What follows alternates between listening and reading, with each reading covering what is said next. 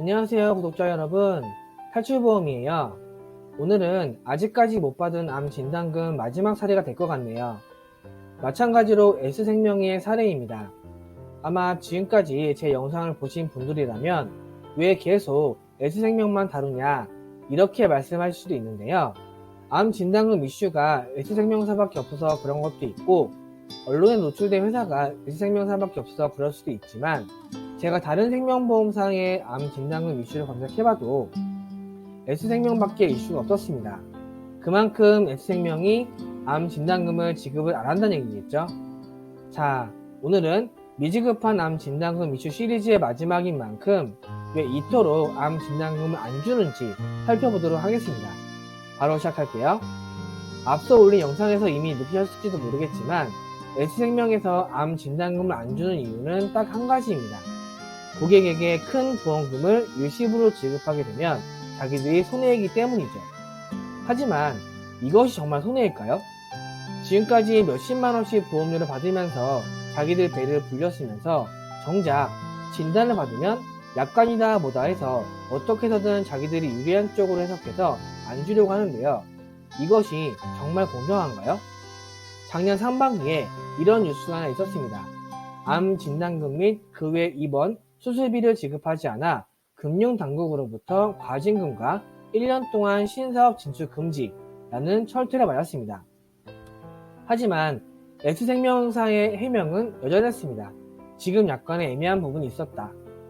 현직 설계사인 제가 누차 말씀을 드리지만 약관상 애매한 부분이 있으면 고객의 이익에 초점을 맞춰서 해석을 해야 합니다.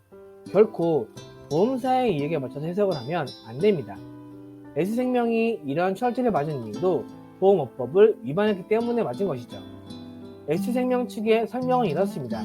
만약 고객의 진단, 입원, 수술비 등을 모두 지급을 해주게 되면 불가피하게 보험료를 올려야 하는데, 그렇게 되면 고객이 앞으로 내야 할 보험료가 부담이 될 수 있기 때문에 지급을 안 한 것이다. 정말 철저하게 고객을 무시하는 태도가 아닐 수 없습니다. 왜냐하면 과거에도 그랬지만 지금도 보험 상품엔 납입면제 운영과 미운영형이 있습니다. 만약 고객이 미운영형으로 가입을 했다면 해당 보험금을 지급을 해주고 설계사나 보험사가 이 부분을 다시 한번 설명해주면 분명히 고객도 어느 정도는 납득할 것입니다.